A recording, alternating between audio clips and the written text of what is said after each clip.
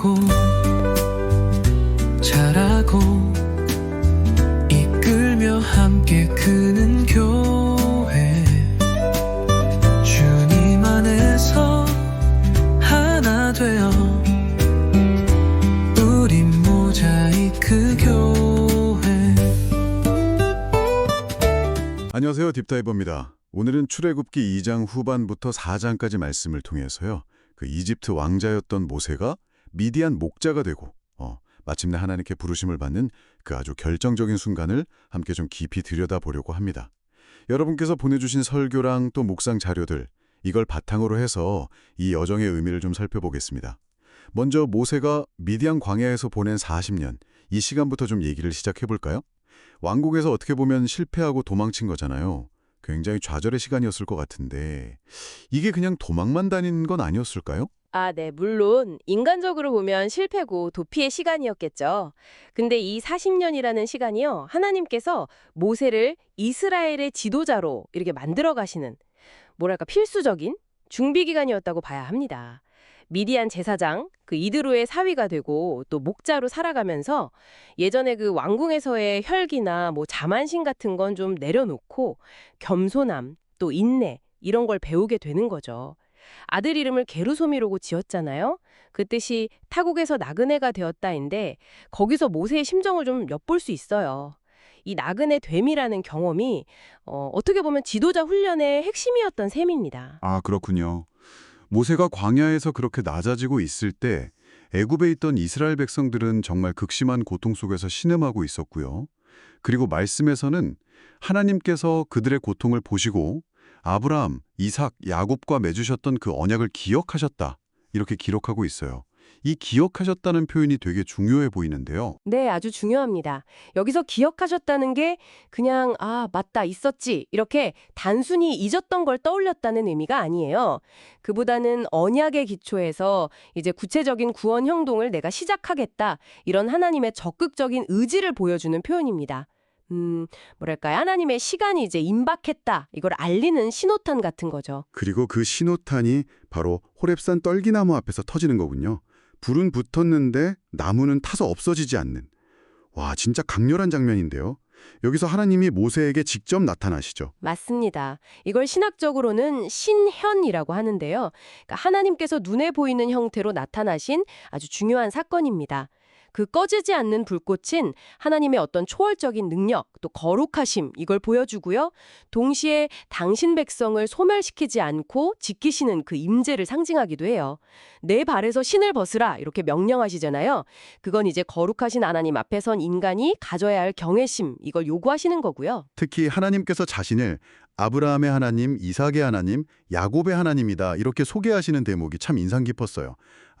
그러니까 과거 조상들하고 맺었던 그 언약 위에 이 구원 계획이 세워졌다는 걸 분명히 하시는 거군요. 바로 그 점입니다. 예. 이게 그냥 갑자기 뚝 떨어진 새로운 시작이 아니라 아주 오래전에 약속하셨던 그 언약이 이제 성취되는 과정이다, 이걸 강조하시는 거죠. 그리고 이스라엘의 고통을 분명히 보고 또 듣고 알고, 그래서 내가 내려가서 건져내겠다, 이렇게 선언하시면서 모세에게 바로에게 가라, 이 사명을 주시는 겁니다. 반응이 참 인간적이에요. 아니 제가 누군데 갑니까? 또 하나님 이름이 뭐냐고 물으면 뭐라고 대답해야 합니까? 사람들이 제 말 안 믿을 겁니다. 저는 원래 말을 잘 못해요. 이러면서 계속 주저하고 반문하잖아요.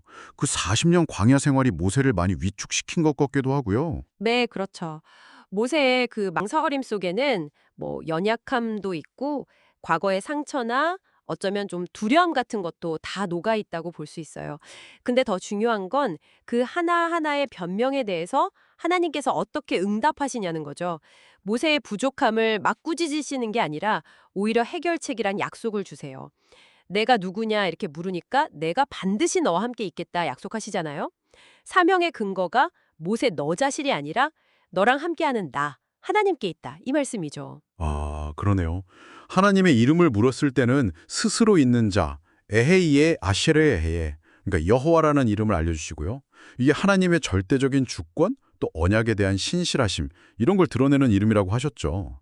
백성들이 안 믿을까 봐 걱정하니까 지팡이가 뱀이 되고 손에 나병 생겼다 낫고 이런 세 가지 이적까지 보여주시면서 능력을 확증시켜 주셨고요. 맞아요.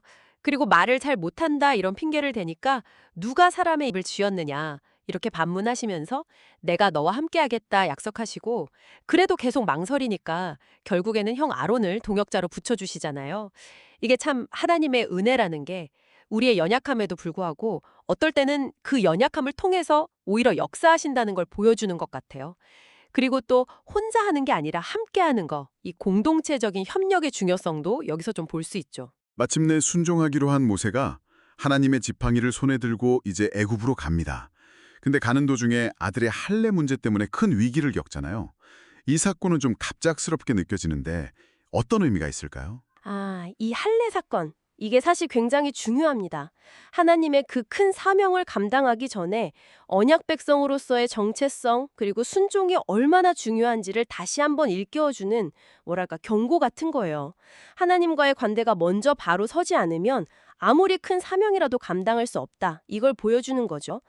물론 아내 십보라의 기지로 위기를 넘기긴 하지만 언약을 지키는 것의 중요성을 아주 강하게 각인시키는 사건입니다. 그렇게 애굽에 도착한 모세와 아론이 장로들과 백성들 앞에서 하나님의 말씀을 전하고 이적도 행하죠. 오랫동안 정말 고통받았던 백성들은 이 소식을 듣고 어떻게 반응했나요? 말씀에 보면요. 백성들이 믿으며 하나님께서 자기들의 고난을 살피셨다는 그 소식을 듣고 머리 숙여 경배했다 이렇게 기록되어 있어요. 정말 마침내 찾아온 그 구원의 소망 앞에서 그들이 보인 믿음 그리고 경배하는 모습은 하나님의 그 신실하심이 어떻게 절망 속에서도 믿음을 이렇게 불러일으키시는지를 보여주는 참 감동적인 장면입니다. 네, 오늘 저희가 모세의 부르심 과정을 쭉 따라가 보면서 한 사람을 택하시고 또 빚어가시고 결국에는 당신의 그 구원 계획을 이루시는 하나님의 주권, 또 신실하심, 그리고 우리의 연약함까지로 들어서 사용하시는 그 은혜를 다시 한번 확인했습니다. 네, 모세의 이야기가 참 우리 자신을 돌아보게 만드는 것 같아요. 혹시 우리도 나는 부족해서 못해요 하면서 하나님의 부르심 앞에서 머뭇거리고 있지는 않은지, 그리고 스스로 있는 자이시고 반드시 너와 함께 하겠다고 약속하신 그 하나님의 약속을 우리가 얼마나 붙들고 살아가고 있는지 좀 생각해 보게 되죠. 청취자 여러분께서는 오늘 모세 이야기 들으시면서 어떤 부분이 가장 마음에 와닿으셨나요? 어쩌면 여러분이 이건 정말 내가 할 수 없어 라고 느끼는 바로 그 지점이요. 하나님의 능력이 가장 크게 나타날 수 있는 시작점이 될 수도 있지 않을까 그런 생각도 한번 해보게 되네요. 네, 오늘 심층 탐구는 여기서 마무리하겠습니다. 함께 해주셔서 감사합니다.